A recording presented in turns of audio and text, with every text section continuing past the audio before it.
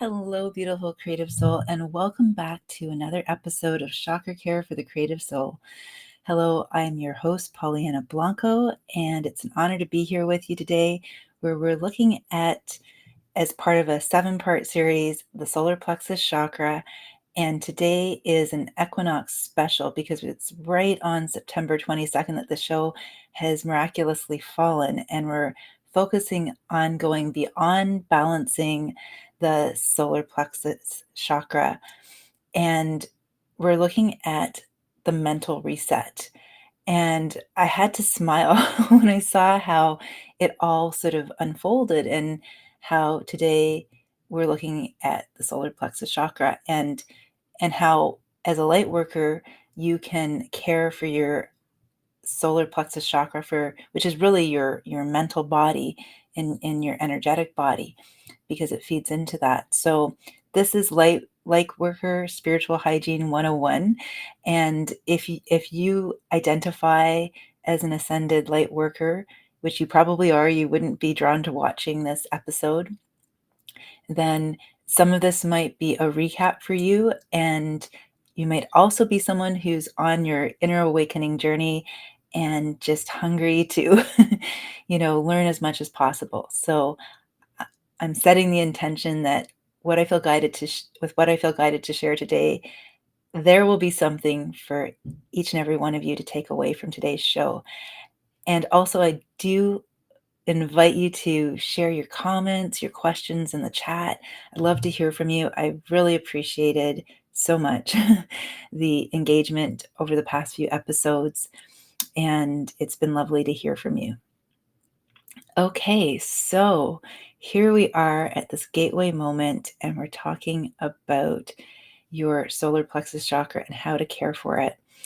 And I just want to back up for a moment too, and just, if you're just joining this episode and you haven't caught the previous 2 episodes, I encourage you to go back and check them out. The first 3 chakras are basically what I like to call our human chakras. They're the 3 places where, when we're awakening to the fact that we're so much more than we just think we are, we're so much more than a physical body. We are a multidimensional presence in human form. These are the places where we can easily get stress stuck.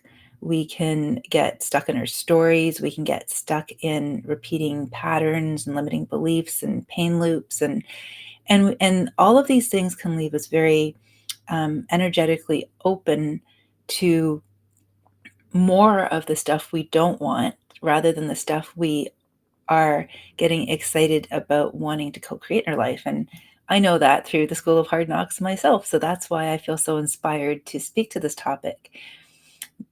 Quite a number of years ago, my very first YouTube episode about spiritual hygiene, it's probably been my most successful episode in terms of reaching many people. That one was where I was talking about the violet flame energy. So if that's something you're kind of curious about, I would encourage you to go back and check out that episode. It's from, oh gosh, I'm thinking now, it's 4 years ago, I believe. So this is why today, if you have been experiencing a lot of resistance to change in your life in these shifting times, hand on heart, have compassion for yourself, because the final frontier in the inner awakening journey, as I humbly see it from what I've been learning so far in my own journey, is the solar plexus chakra. It happens to be the third one after the root and the sacral chakra, but it is the final frontier in the sense that it's our mental body, and our mind doesn't like change. In fact, I like to think of it as being kind of like an energetic bouncer, in the sense that it wants to keep status quo. It doesn't want to let any new energies into the club. And so it is feels its main job is to fend off anything new. And this is where understanding what's going on and discerning, as I shared below the video today in the sort of intro about what we'd be talking about, is discerning how clever and sly the mind can be in terms of the self-sabotage cycle, in terms of um, keeping ourselves in alignment with the divine creative source energy that we truly are and not getting sidetracked. So today's episode is kind of unique in the sense that oftentimes when we speak about spiritual hygiene, we some people call it energetic protection. I like to call it spiritual hygiene, and I'll unpack that in a moment, is because we tend to focus on what's going on out there and things that we need to protect ourselves against out there. And today I kind of feel divinely inspired and guided to sort of flip it around a little bit.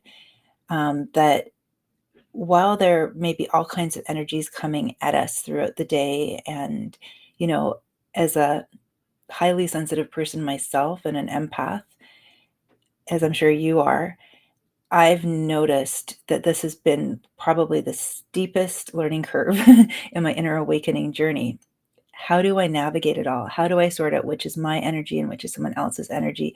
And a lot of it comes through the filter of the mind, right? Because the mind is where the level of the story exists.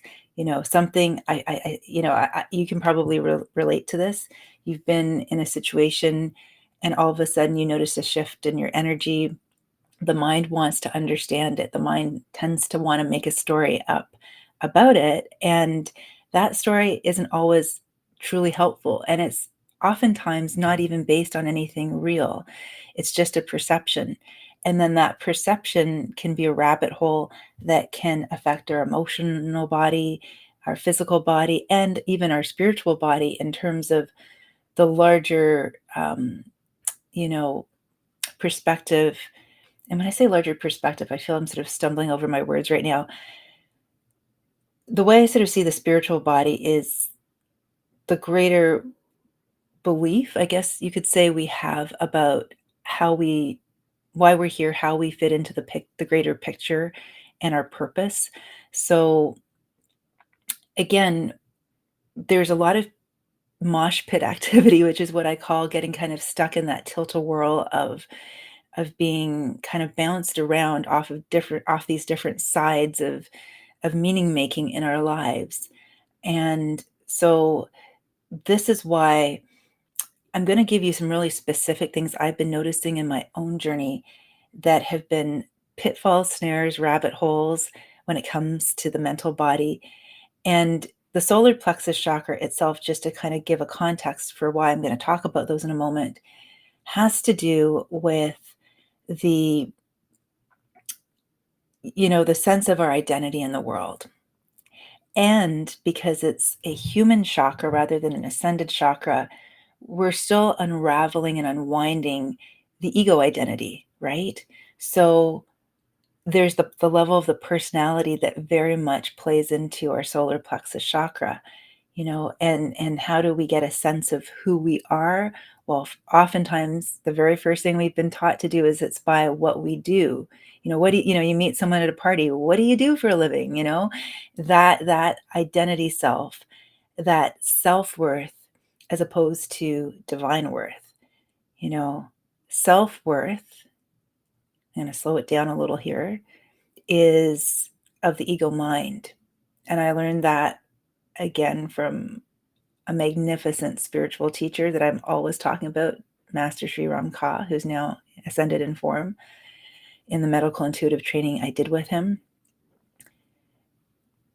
Self-worth is a necessary step in our evolution, in our inner expansion journey. And it's not something to be disregarded. It's something to be revered. It's integral to, our self actualization, our self growth, our inner integrity, and knowing ourselves on that deeper level.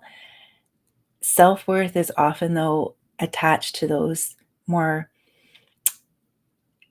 material and personality level definitions of the self.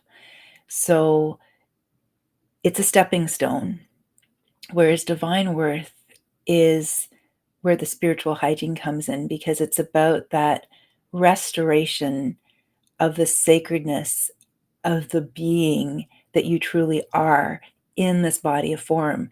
It's a remembrance that you are light and love personified in this expression.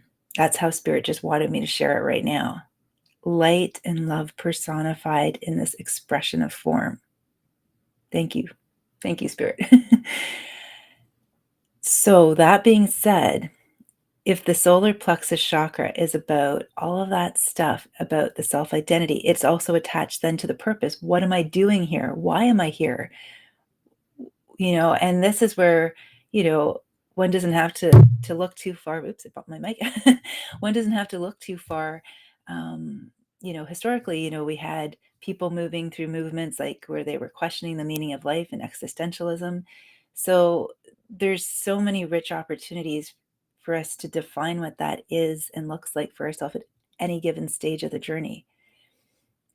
This is all the solar plexus. Who am I? Why am I here? Do I deserve? And therein lies where we find our sense of empowerment.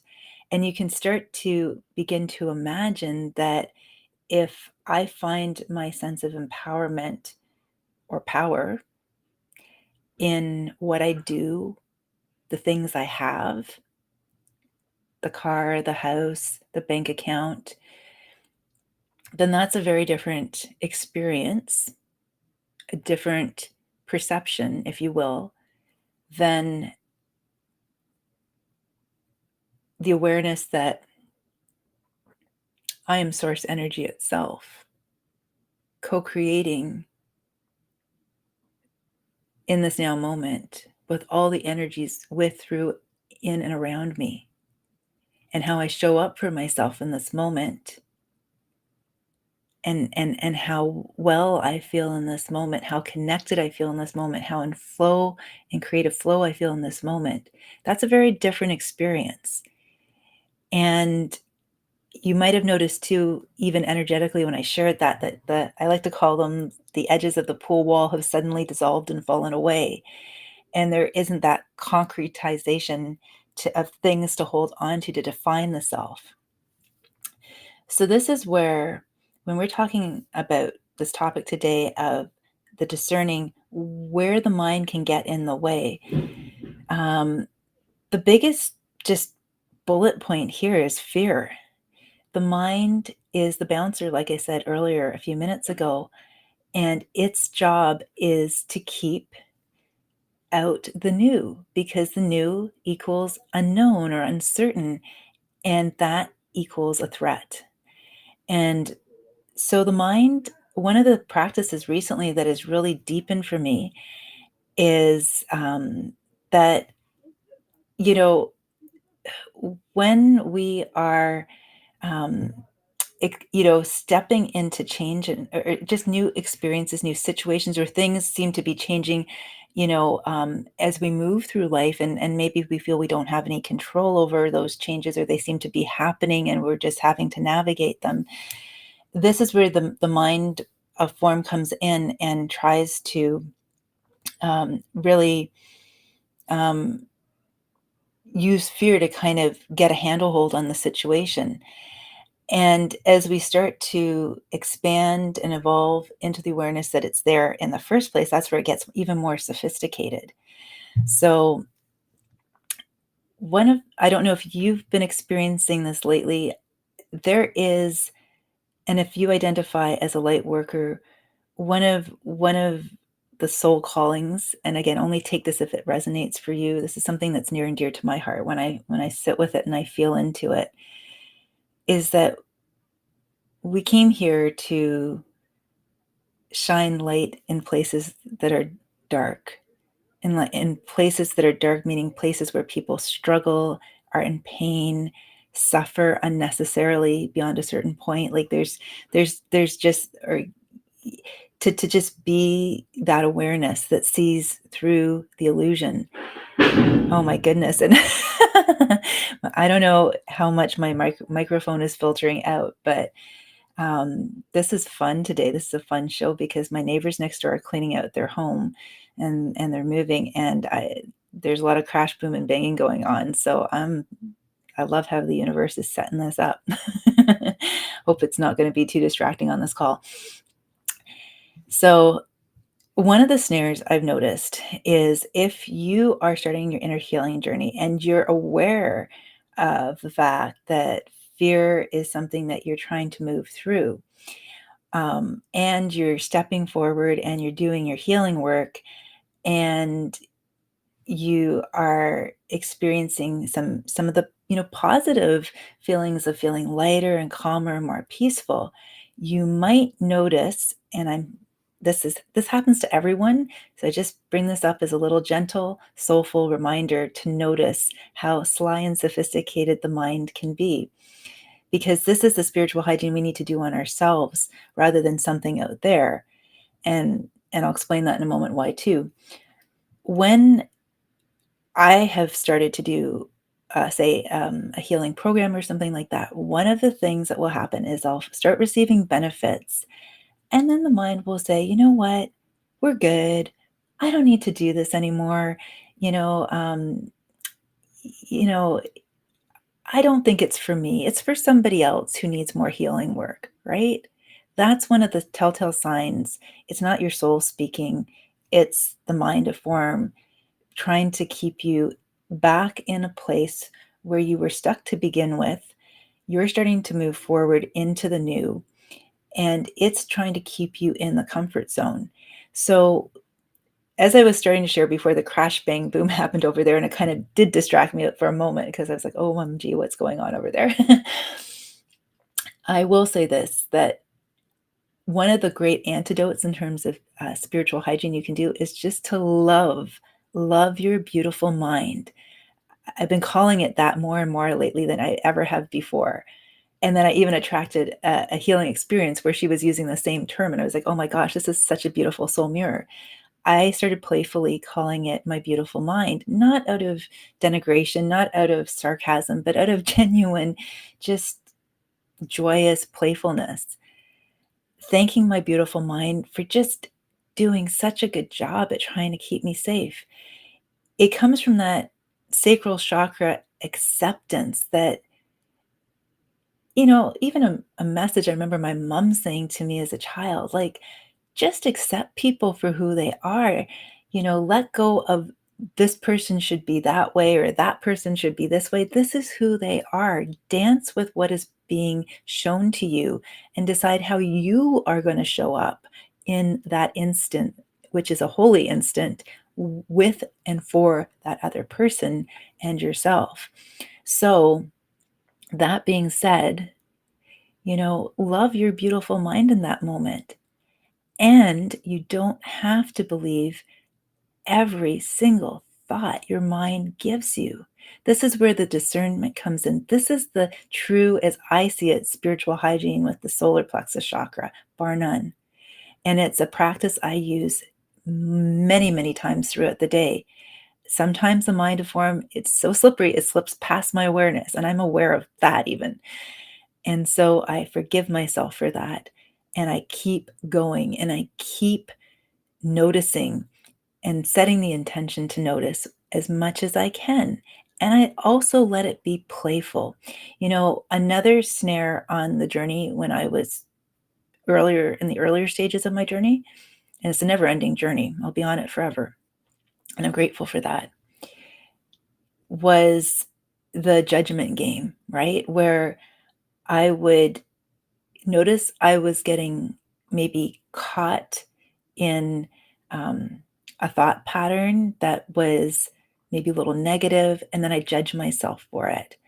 And that's like sugar for the mind to form. Really, it's like a sugar high for the mind to form. Because like, oh goody, you know, let's join in on the fun, right? Let's like really ride that. And I would really ride myself um with a downward spiral of negative thoughts coming in and at me. And so sometimes, in the first example I just gave you, the mind will seem like it's your best friend. Oh, it's okay, this isn't really for you, you don't need to go any further with this healing program or this whatever it is you're doing, you're good, we're complete, so it'll seem like it's your best friend. Other times it'll be like, OMG, you just threw me under the bus, like, because you're just going to go into a judgment fest and pick on me. And so this is how fickle the mind of form can be and how quickly it can change its story. And this is why we need spiritual hygiene for our solar plexus chakra and for our mental body. And it starts with really the game of noticing what we're noticing, recognizing the snares and the pitfalls. Another thing I want to speak to, which came into my field of awareness just before this call, so I know I'm meant to share it with all of you, and that is the whole topic of, shielding and protecting ourselves and energetic protection. I mean, this is what I'm talking about here. And I'm talking about it from my own unique take on it. There are many people out there who talk about it, and they talk about it in so many different ways. And it's something I've been sitting with for a long time because it's something I've needed to use in my own life. And I just want to unpack it here because with the solar plexus chakra, it can be so sophisticated, as I just showed in those past two examples, of how it can leave us in a lot of confusion energy. And this is where, again, only take what resonates for you. I'm going to go back to my take on what, you know, spiritual hygiene is. And it's, for me, it's about staying online with the divine and feeling connected to the truth of who we are, which is love and light. We are light beings. We come from source, divine creative source energy, unity, consciousness. We are all one. And so there are two different schools of thought out there about energetic protection. And one is that when we know the truth of who we are and we're connected and online, there's nothing that needs to be protected against, because that would suggest that there is duality, polarity, and it would be coming from fear. And as far as things like the law of attraction go, we would be talking about something we don't want more of in this world. And I so get that. And definitely at one point I questioned if I was doing the right thing. And then there's the other school of thought, which is, well, we live in a really soupy world. And just the same way that, we have passwords on our computer, and you know, we have locks on our doors, on our homes, and on our cars, and all these, we have umpteen different, I can give you umpteen different examples, but you know where I'm going with it, to keep ourselves, our ego selves, feeling safe and secure in the world. Where I guess it's the Greek side of me, because I am part Greek, moderation, the middle way. And I feel like it doesn't have to be either or. I feel like when I sense into it, why it can be a little bit of both depending on where we find ourselves on our journey. We don't have to throw the baby out with the bathwater. We can have both at different times and for different reasons and different stages and phases on our journey. And I'm going to give you a concrete example of that. When I was on my journey earlier on, and that's when I was doing that video about the violet flame, which actually I started doing, gosh, over 20 years ago. And it really helped me at a time in my life when I was just literally awakening to my spiritual nature and getting out of 3D, living with baby steps. And there was a lot going on in my personal life, and there was a serious illness with a family member that threw everything into a tilt-a-whirl. And I just felt so much better after I did the violet flame decrees every morning. And I did them for 3 years religiously. And beautiful things started emerging and coming forward and showing up in my life as a result. And quite a number of years later, that's when I felt inspired to share that video, because I was also going through another extremely um, interesting and rich time of learning and soul growth in my life. And so that was when I revisited the practice. There have been moments, and again, everyone's exactly where they need to be, where I've been noticing that, um, and this is one of the reasons why I call it spiritual hygiene and not energetic protection, is that yes, I feel more and more as the layers of healing dissolve the interference and the confusion that were there in the past and aren't anymore. And the clarity is becoming stronger and more vibrant and more joyous, that uh, the way I look at protecting myself has shifted. It's not so much a focus on protection as a focus on um, staying. And I'm choosing my words carefully here, because I have a sort of a default saying, but it doesn't really capture um, the essence of what I'm speaking of. So I'm just going to sit with it for a moment to be in integrity, because sometimes when I'm just saying it to myself, I'll sort of do the default saying, but I know it's not really fully in alignment.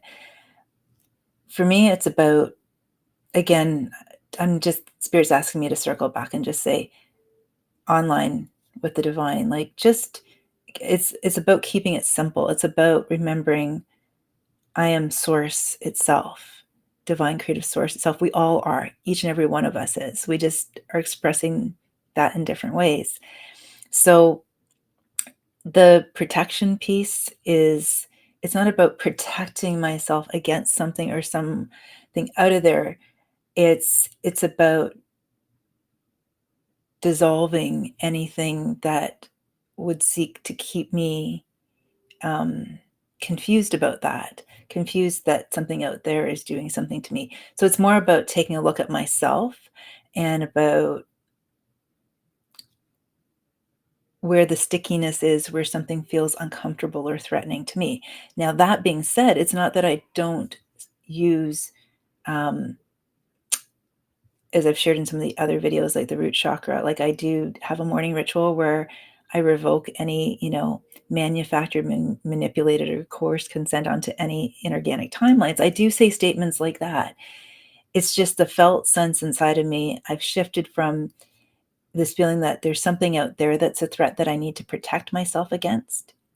Now, that being said, there have been very real moments in my life, like back in 2023, when I had a car accident through no fault of my own. And after that, I was hyper vigilant, hyper vigilant. Those are the moments when something like that happens in our lives, where what I've been experiencing on my own journey so far, that's when we need the spiritual hygiene. And we even need to reassure our ego mind that it's energetic protection. That's when we really, really need it. I feel like the energetic protection piece is a necessary phase of the journey to get us to a place where we start to shift seeing it as energetic protection and seeing it as spiritual hygiene. So, like,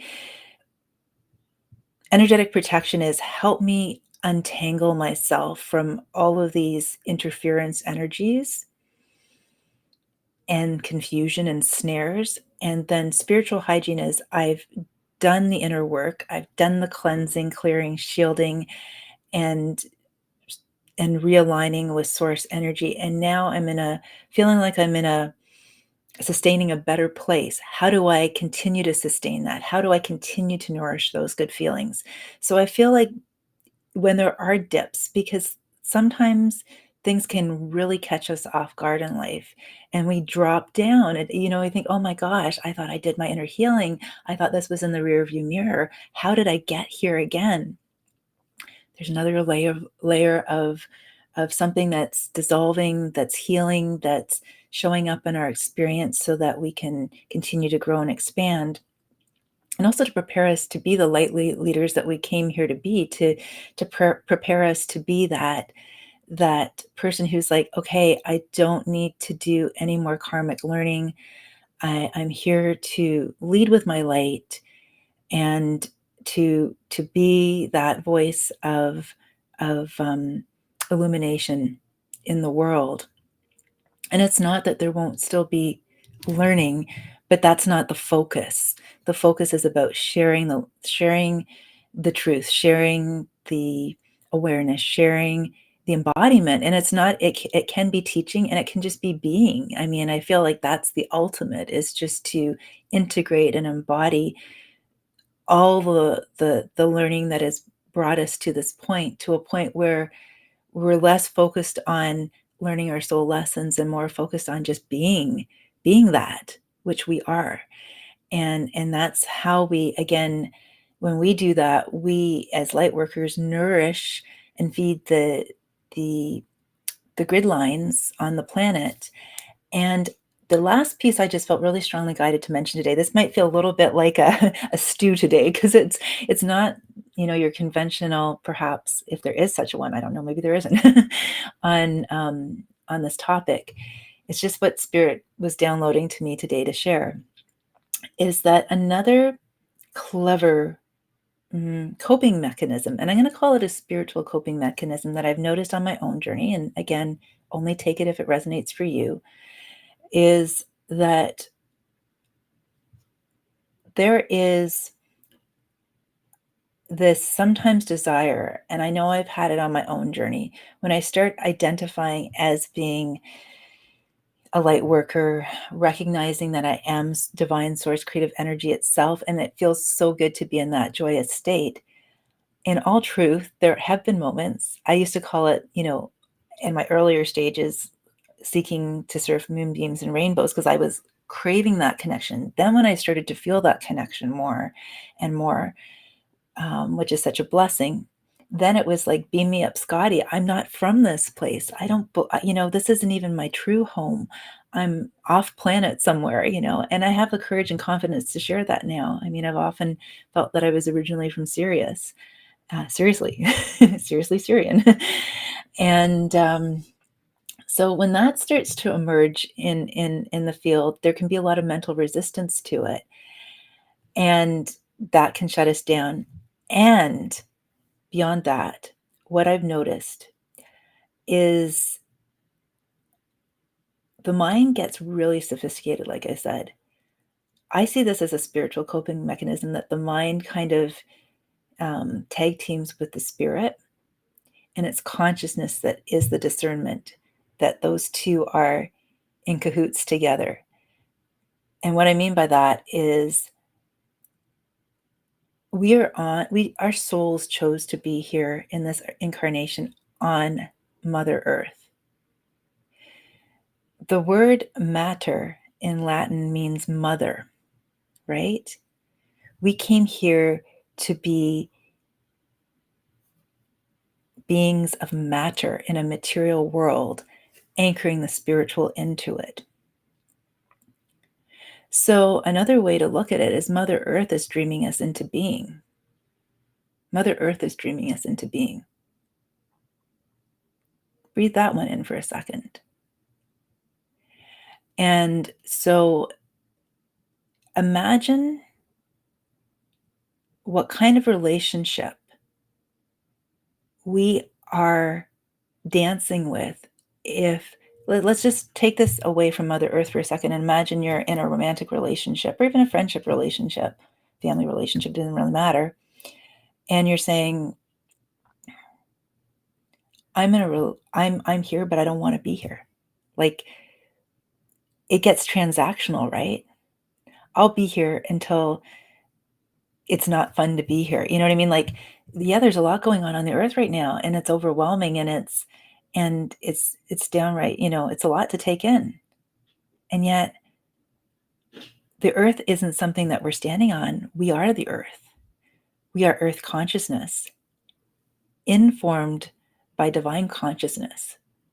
So if we want to be in partnership with this energy, this earth energy, as much as the spiritual off-planet energy, and integrate it to create heaven, co-create heaven on earth together.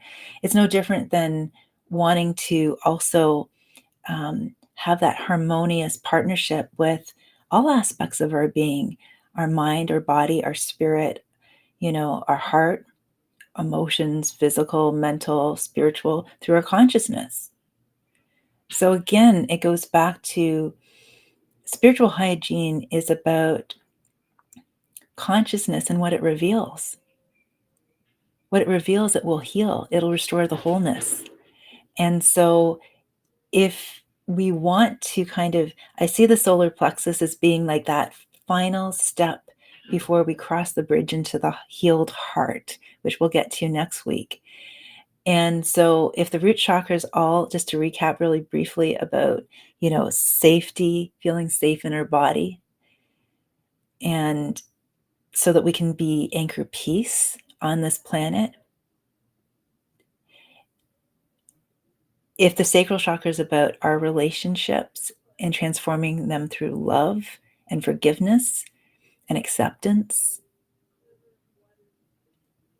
into a non-transactional partnership based in the truth of love, and the solar plexus is about restoring, the joy of being, and heal the powers seeking out of fear to feel safe and loved. This is the integration piece, and that sort of stabilization of the human chakras, the human perception of, why am I here? What am I doing here? Who am I? And when we begin to have ways to take care of ourselves, to keep our energy, not just authentically who we are, but connected to consciousness, because again, it's that still point that connects the sense of separation to the sense of unity, and helps us through our conscious awareness to begin to notice those places where every aspect of us is doing its job so well, and yet we can see it for what it is. We can see the mind just trying to be the bouncer. We can see, our emotions in the sacral chakra just trying to keep us feeling vital and alive and juicy. We can see our physical body just trying to, feel that it has the right to be here, the right to be seen and heard, and to take up space, and to be fully embodied. When we can start to see that every aspect of ourself is doing what it knows to do, and we're not trying to change it, we're just trying to notice it and dance with it, and consider its gifts, and also where its perspective begins and ends, so that we don't expect something of it. Like, you don't expect a 2-year-old to be able to do calculus, and that doesn't make the 2-year-old any less capable. It's a 2-year-old is doing exactly what a 2-year-old is meant to do, and really well, and we love that 2-year-old for being a 2-year-old. We don't expect it to be a calculus student in grade 12. And so this is how, as we adjust our dials, our internal dials, that is the spiritual hygiene. That is the restoration of how we have all these different feedback loops inside of us that can offer us insight, that can offer us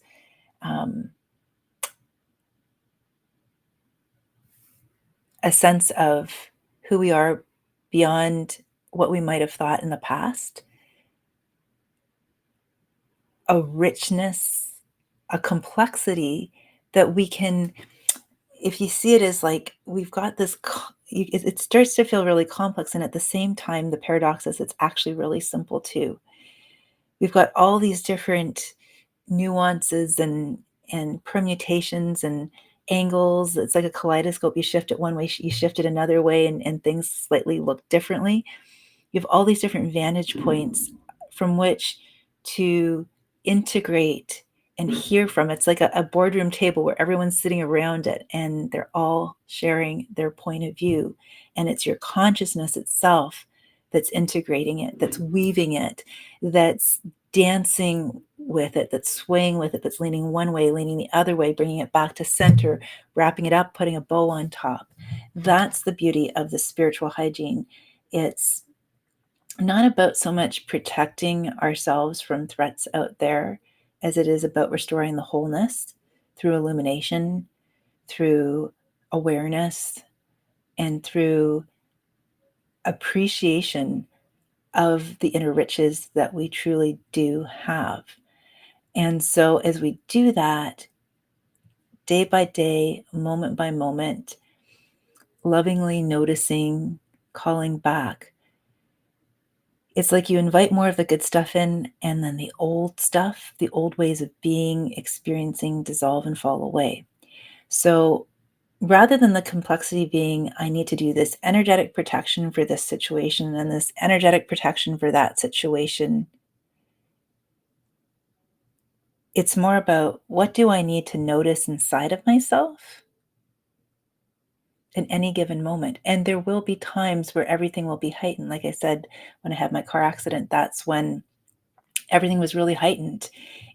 Old, boxes from the basement inside my psyche, cobweb boxes were like broken open, and yeah, safety was back up on the table to be dusted off and looked through. And so at that point in time, because that's where I could consciously recognize fear was present. What reassured my ego mind was, hey, let's do some energy protection. Let's call on Archangel Uriel and Michael while we're driving in the car. And if that helps the ego mind to feel calmer, then that's what I'm going to offer the ego mind. It's not the end all and be all, and it's necessary, and so I know I have a very unique way of unpacking all of this and looking at it. I hope you've been able to track with me in what I've been sharing. If you have any questions, I'm going to go to the chat now and just see if there's anyone there with a question or a comment. And let me just check and see.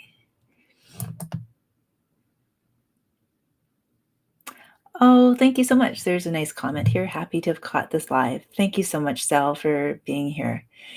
And just before I wrap things up, I wanted to share with you too that coming up soon, I'm going to be doing, there we go. I'm going to be doing a book club coming up mid-October, and I'll be sharing more information in upcoming shows about it.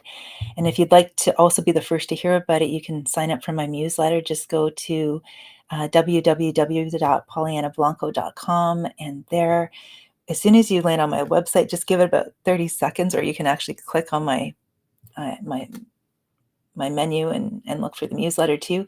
You'll also get a free 30-minute, it's Root Chakra, It's Safe to Be Creative, downloadable 30-minute subconscious clearing audio, which is a really powerful healing audio.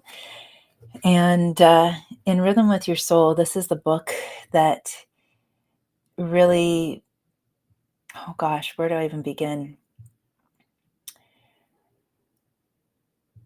It changed my life on so many levels. And this is why I'm so passionate about what I do, because my deepest wish is that we all trust ourselves more. We trust our creative impulses, and we listen to our intuition, and we choose joy over suffering. And I know when we're moving through the birthing process, when we're rebirthing ourselves, when we're remembering who we truly are, there can be a lot of turbulence, and it can feel downright messy, and there can be contractions along the way. And those contractions are usually the mental body, fear squeeze, trying to keep us safe, right? And this book almost didn't happen until it did. It took me 10 years to write it. And so in and of itself, this book is a miracle. And so this is why I feel inspired. It's the 10th anniversary of it, and I'm going to be hosting a book club. You can get the book on my website. I also believe I'm in Canada. In the US, I think there's a book reseller that sells it on Amazon.com as well too for $16.95 USD. If you want it from my website, then I can send you an author signed copy of it as well. And so, yes, that's something that's coming up. And it's going to be so much more than a book club. I'm sitting with Spirit because I just know, and I'll be sharing more as Spirit shares more with me about it'll be a book club plus more, because there's so much in this book that wants to be in the hands of those that are at this tipping point in their own lives where they know that there's something more they came here to do, be, and express, and yet they're maybe not clear on what it is. Maybe the mind is playing the shell game with them, saying, no, you just need to do this over here. No, you need to go over here.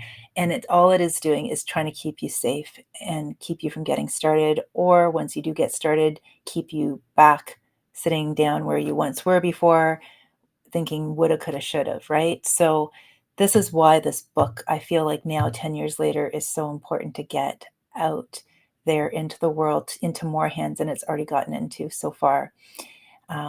And once the copies are gone, that's it. There'll be no more of these books out there because I won't be doing another print run. So at that point, it might very well become a rare book. So I do encourage you, if that's something that you're interested in, just send me an email at info@pollyannablanco.com or comment below that you're interested in joining the club. And then I will be in touch with you and make sure you get details on it. I want to keep it small and intimate too. This isn't about getting a gazillion people in there. This is about creating conscious community and a place where people feel safe, where they can share. Because at the end of the day, this was a passion project, and it's just, I just honored what Spirit was asking me to co-create at a time in my life that was actually incredibly difficult too. I'll share more in the club about that. But I'm so glad I listened, and I just know there are other people out there who, who the world will be so much better if you listen to and trust yourself and share your sacred soul gifts with the world. So that's near and dear to my heart. And trust me, I thought, who am I to write a book? That's the trick of the mind too. So happy that you've been here with me today. Whether you're watching live or on the replay, thank you, Sal, for your comment. And I look forward to connecting with all of you next week when we're going to be moving into the heart chakra, the bridge. How do we keep the heart chakra stabilized? And I didn't even use that word today. OMG, I got so into what I was sharing. Yeah, beyond balancing the solar plexus is about stabilizing it. And the stabilizing comes from our consciousness. I just want to put a little bow on top of that too, to make sure that's really clear. What I mean by, opening our chakras is all about noticing that we have this feedback loop.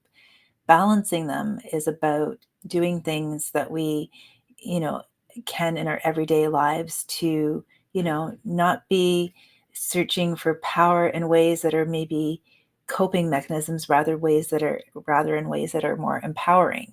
That's the balancing part. But the stabilizing part is the consciousness itself, noticing everything that's going on, so that then when we notice what we're noticing, we are in that place of non-judgment. We're in that place of receptivity. We're in that place of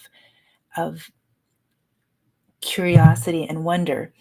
And actually, Spirit's guiding me to share one last thing. Boy, this is becoming a longer show this week, but I'm just trusting everything that I'm being guided to share, because I know this is for someone, and I was intending to share it today, and it just went under the radar, and now it's back again. So I'm going to really trust this before I close. There's someone out there who's listening to this either live or on the replay who has been telling themselves, I have to change. I have to try to change, or something like that. Or why isn't this changing? Or this never changes. There's something like that, that someone I'm feeling and sensing is saying that to themselves. And here's what I want to offer you to chew on and see if it speaks to you as well. I invite you to play with saying to yourself instead, I wonder if, and then what follows that is, let's start with peace and calm. I wonder if I felt more calm and peaceful, what that would look like, feel like, be like for me. I wonder if just in this moment, not next week, not for 2 hours from now, just right now, I wonder if right now, if I were just calm and peaceful, what would that look like and feel like for me? Could that be possible? Invite your mind into that dance. Forget about whatever you think, and that's carefully chosen word there. You think you need to change, and see what happens. That's your, I don't want to say your homework, but that's something for your spiritual playground to go toss that one around and see what happens as a result of shifting to, I wonder if I had more peace and calm. And caveat, if what you're trying to change or would like to see changed in your life, say it's, I don't know, it might be a relationship or a job. Let's use a job, for example. I want to change my job. The caveat here is not to say, I wonder if I were to change my job, because immediately your mind is going to come in and just be like, no. It's going to say no right off the bat. Instead, ask yourself, well, why do you want to change your job? Is it because your job is stressful? So, like, again, in the example I just offered, instead, play with the possibility, I wonder if I felt calm and peaceful right now. What would that look like and feel like? And start from there and see what is revealed to you. Notice what you're noticing. Notice your body, notice your emotions, notice your thoughts, notice your spirit, and go from there.